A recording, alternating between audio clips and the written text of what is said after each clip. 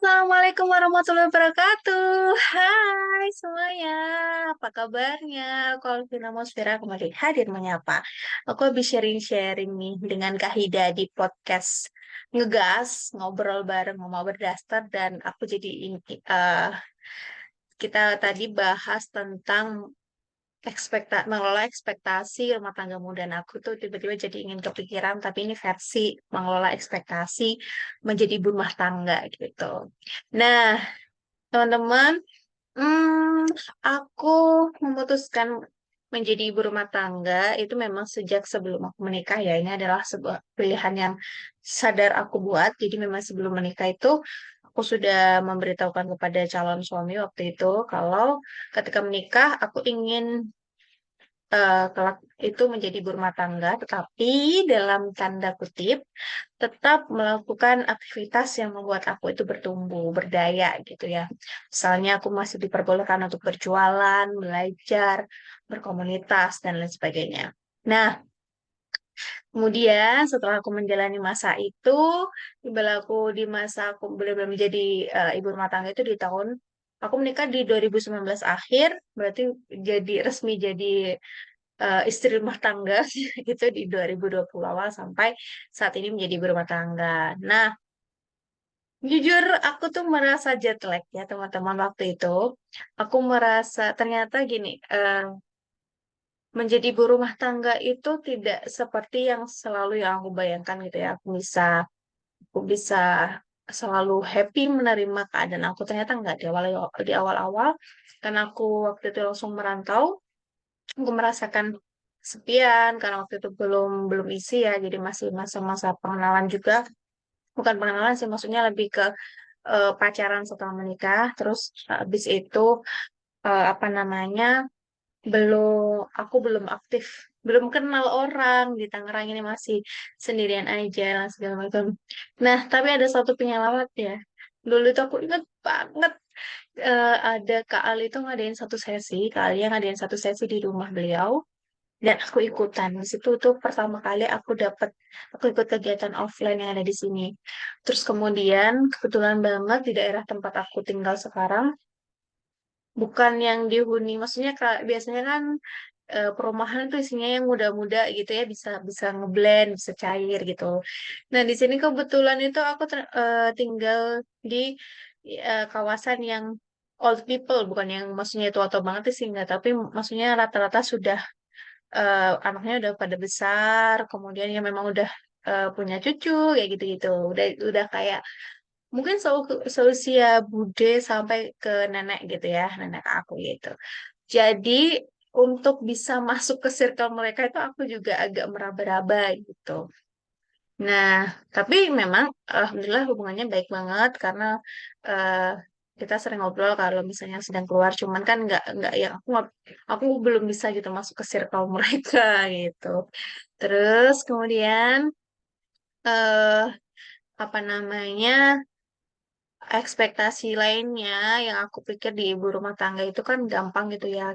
Nanti aku di rumah menyiapkan makanan untuk suami, bajunya untuk kerja, segala macam, bersihin rumah, beberes rumah, dan segala macam. Tapi ternyata yang bikin aku jadwal karena itu aku baru peralihan, karena sebelumnya aku bekerja hampir hampir setiap hari ya. Jadi aku bekerja di hari Senin sampai Sabtu.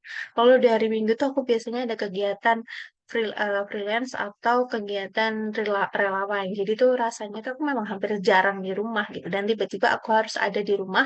Dan kebetulan banget teman-teman waktu itu pandemi kan, kebayangkan aku udah punya banyak rencana sebenarnya.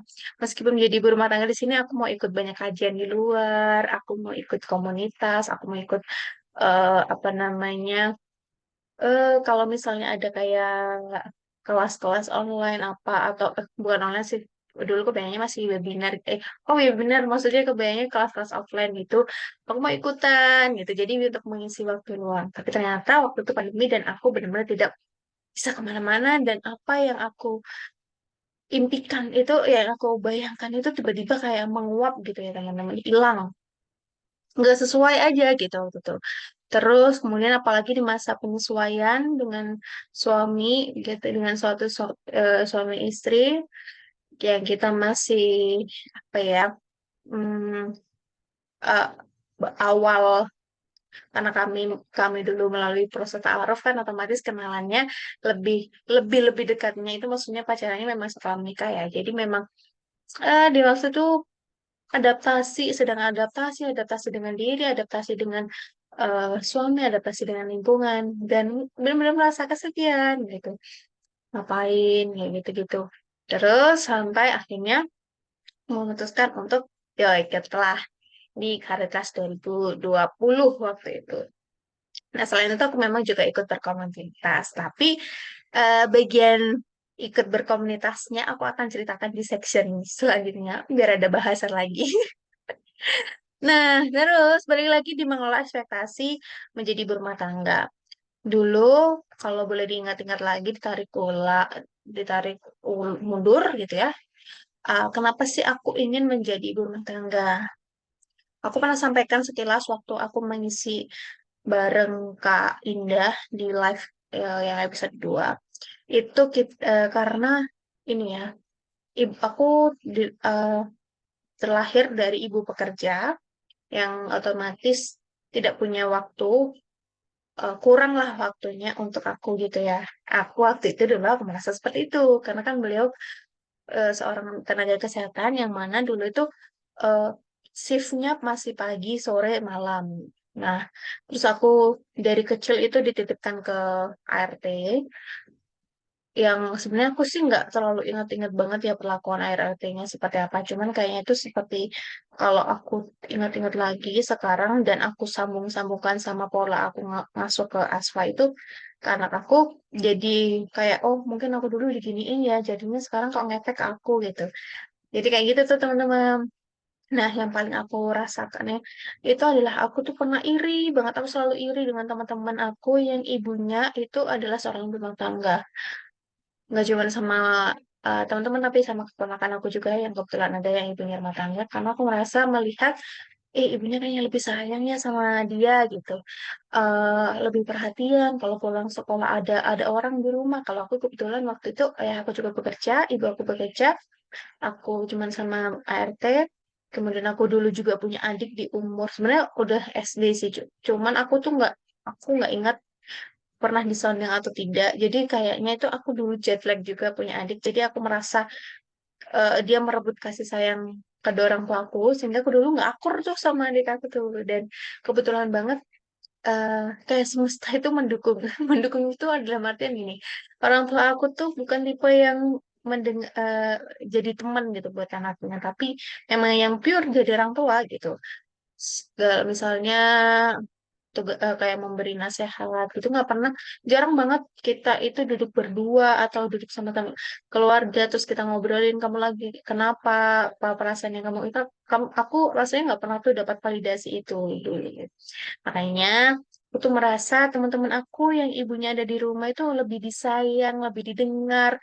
Kalau mau peluk sewaktu-waktu itu ada gitu. Sedangkan aku tuh segan banget sama ibu aku tuh dulu. Jadi kayak kita tuh ada jarak gitu. Apalagi memang setelah masa remaja ya, aku nggak bisa mencerita. Aku mungkin pernah, aku ingat kok pernah bercerita, mencoba bercerita kepada ibu aku, tapi responnya kurang baik ya mungkin waktu itu. Jadi aku menerimanya kurang baik. Padahal waktu itu bisa saja eh, beliau dalam kondisi yang tidak prima untuk tidak baik gitu ya untuk menerima cerita aku mungkin lagi ada masalah di sekolah di kantornya lalu kebawa ke rumah kayak gitu itu. Nah ini yang kemudian tuh membekas gitu ya di diri aku.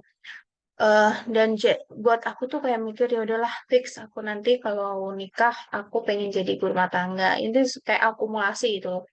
Akumulasi memang perjalanan yang aku alami dari SD dari aku kecil sampai aku dewasa.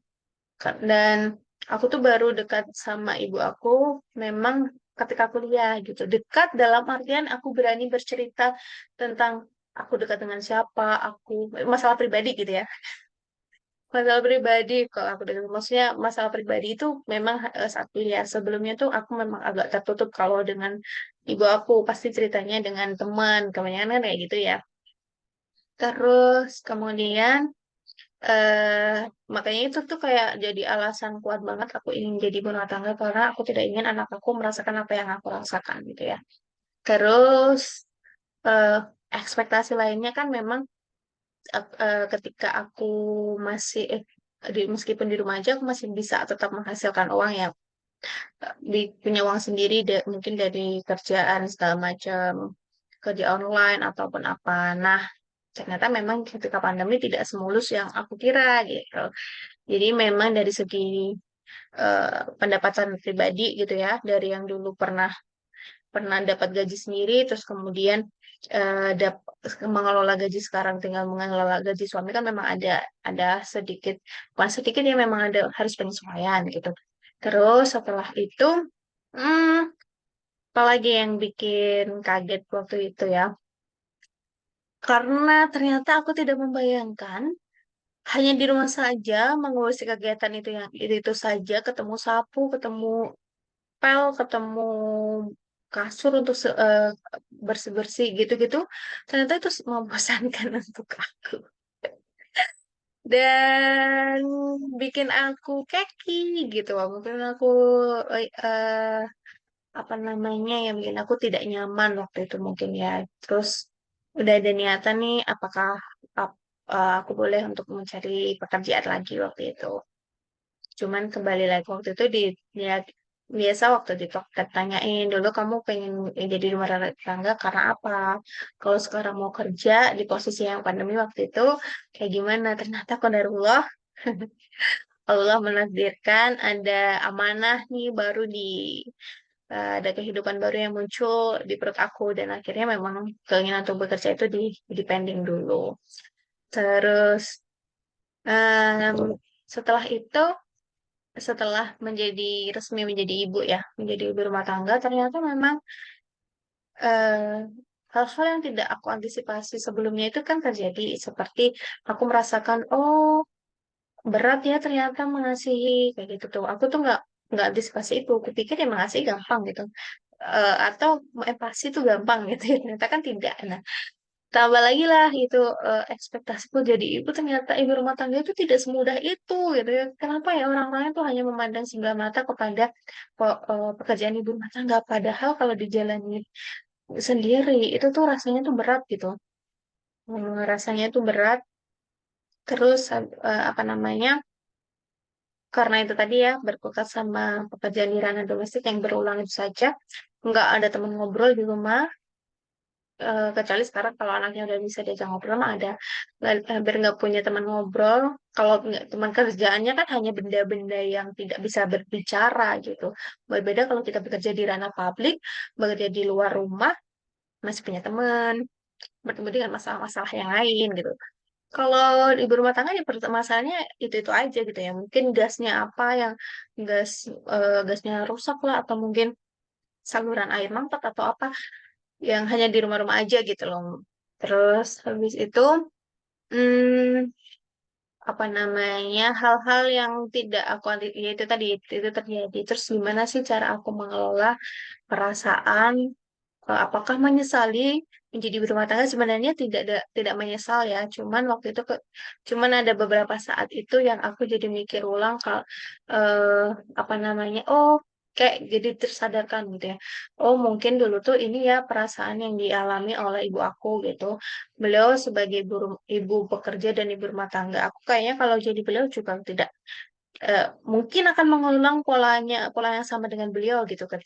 Jadi kayak oh disadarkan gitu sama Allah. Ini loh kamu dulu memandang sebelah mata, kamu mengira ibu kamu gak sayang sama kamu, ternyata itu bukan ya. Memang ketika maksudnya ketika kita dewasa tuh baru kita akan diberikan pencerahan gitu, disadarkan ketika sudah ada di posisi tersebut gitu. Ternyata bukan itu gitu. Ah, aku jadi salah mempersepsikan diri. eh Sorry, maksudnya salah memahami, kurang memahami beliau gitu ya. Tidak mengerti beliau, katakannya seperti itu. Nah, terus hal-hal apa yang aku lakukan? Tentu waktu itu aku sempat mencoba mengikuti kegiatan yang ada di lingkungan dulu. Terus memang ternyata kendala di pandemi yang membuat kita tidak bisa kemana-mana. hanya di rumah saja, tidak berani kemana-mana. Aku sempat juga kok waktu itu ikut kayak kajian di Jakarta gitu ya, di Inggris. Tapi memang tergala pandemi, kemudian kita hanya online aja. Lalu aku ikut juga di Karang Class gitu. Nah, terus sebenarnya banyak sih pandangan aku yang sudah, maksudnya aku tidak menyesali keputusan aku sekarang, cuman pandangan aku itu jadi kayak eh, nambah gitu loh. Oh iya ya, nggak hanya jadi ibu rumah banyak kok yang jadi ibu rumah tangga tetapi masih bisa nyambi sana sini gitu. Jadi itu tuh yang jadi oh oke. Kalau orang lain bisa harusnya aku juga bisa kok. Nah, yang sedang aku jalan itu sekarang kayak gitu. Mungkin memang kemarin waktunya aku fokus dulu untuk mengurusin keluarga kecil aku dan sekarang aku mulai ini nih untuk melebarkan sayap gitu ya, melebarkan sayap entah di ranah apapun nanti, pekerjaan apapun nanti yang penting halal. Harapannya masih tetap berada di rumah ya. Jadi memang karena pengennya tetap di rumah aja. Aku tidak ingin kehilangan milestone-nya anak-anak, anak aku. Dan untuk saat ini kayaknya pilihan kerja di luar itu belum fit untuk aku gitu, belum cocok untuk aku. Nah, terus habis itu, apakah mengalami stigma tentang orang lain tentang ibu rumah tangga? Kadang tuh kayaknya ada, cuman mungkin lebih ke pemikiran kita ya. Kita kadang negative thinking sendiri sama orang lain. Kayak misalnya kalau ditanya, kamu apa ibu rumah tangga? Padahal ya mungkin dia nggak udah berpikiran seperti itu gitu ya. Tapi kadang kita yang udah overthinking terus, aku pasti dikira gini deh. Kayak aku pasti dikira gitu deh gitu. Terus ada, kalau dari keluarga sendiri sejauh ini sih sebenarnya sangat mendukung semua keputusan aku. Meskipun memang kalau dari ayah ibu aku tuh memang ada harapan aku untuk kembali bekerja gitu ya. Oke. Terus, tapi selebihnya karena aku, tapi nggak, maksudnya nggak cawe-cawe gitu loh ya, nggak yang menggurui atau apa namanya, ikut campur dalam urusan rumah tangga aku gitu. Paling sedih sebenarnya kalau dari orang terdekat ya yang kayak gitu di rumah aja atau gimana. Itu sih yang kayak gitu. Tapi sejauh ini aku tetap berhasil eh, membuktikan gitu kalau kalau aku jadi ibu rumah tangga pun nggak masalah kok untuk diri aku sendiri, untuk keluarga aku, dan dampaknya itu juga ada gitu. Maksudnya dampak positifnya juga ada gitu. Mungkin dari perkembangan anak aku yang alhamdulillah mungkin lebih ada beberapa aspek yang lebih cepat daripada seusianya, meskipun di beberapa lain memang harus diimbangi. Terus kemudian ada eh apa ya, hal-hal lainnya, hal-hal lain lah ya yang apa namanya lebih ke privasi dan tidak tidak apa namanya ya, aku tidak keteteran dengan peran yang aku sekarang ya gitu-gitu aja. Hmm, terus yang paling ini sih mungkin kalau misalnya aku lagi di ini ya, lagi ngobrol sama keluarga aku gitu, sedangkan karena aku ibu rumah tangga, dikira nggak nyambung gitu ya sama obrolan mereka yang nggak hanya ke keluarga ya sama orang-orang, tapi kan aku masih bisa kok kalau mau kamu ngajak obrol tentang apa sosmed, aku bisa. Insya Allah bisa gitu ya. Kan nggak boleh takabur. Mau ngobrol tentang perkembangan dunia, boleh, ayo. Perkembangan dunia apa sih? Parenting, aku nyambung. Ya, kayak gitu. Jadi selama ini sih sejauh ini banyak kok yang kadang tuh nggak nyangka kalau aku menjadi seorang ibu rumah tangga gitu. Karena memang eh, sejauh mereka ngajak ngobrol aku masih tetap oke-oke aja dan bisa ngikutin gitu. Nah, eh sebenarnya tujuan aku untuk share ini tuh adalah untuk membuka gitu ya, membuka bukan untuk mencerita. Siapa tahu ada teman-teman yang keinginannya kelak menjadi berumah tangga. Ada hal pahit dan manis yang mungkin akan kita lewati, tapi yakinlah kalau kita teguh sama pilihan kita sekarang, kita yakin kita berserah diri sama Allah dan kita terus berusaha untuk ikhlas dan menjalaninya dengan semangat, itu tuh semua terasa terasa tidak berat kok, terasa ringan ternyata. Jadi, apapun pilihan teman-teman sekarang, baik itu menjadi ibu rumah tangga ataupun menjadi ibu bekerja ataupun belum belum masih ingin fokus sama karirnya, oke, itu adalah pilihan yang selebihnya tetap kita pegang. Kita yang menentukan, Allah yang memberikan jalannya. Kayak gitu. Nah, itu dia. sharing singkat aku tentang mengelola ekspektasi menjadi ibu rumah tangga. Menjadi berumah tangga itu ternyata nggak mudah, teman-teman. Tapi bukan berarti itu tidak bisa dilakukan gitu ya. Eh, Justru sekarang banyak banget tantangan menjadi seorang ibu rumah tangga. Gitu. Dituntut bisa inilah, dituntut bisa itulah, dan kita minum apresiasi kan. Kalau kerja ada kayak KPI, KPI-nya, terus ada apresiasi, ada bonus, ada tunjangan segala macam. Kalau kita sebagai ibu rumah tangga, ya nggak ada itu, nggak ada ya kecuali memang kalau suami kita aja yang tiba-tiba memuji atau anak kita yang mau tiba-tiba memuji. Selebihnya tidak ada. Ya memang harus dikoordinasi, kita harus punya support system. Kalau nggak punya support system, kita bangunlah support system dari yang diri kita sendiri. Semangat, ibu-ibu pekerja rumah tangga. Semoga nanti dapat jalannya, ibu-ibu pekerja rumah tangga tetap bisa berdaya, berkarya, bercuan. Terima kasih banyak sudah mendengarkan ocehan aku yang kesana kemari yang gembira. Semoga ada manfaat yang bisa diambil. Sampai jumpa lagi di sesi kita ngobrol-ngobrol selanjutnya. Bye. Assalamualaikum warahmatullahi wabarakatuh.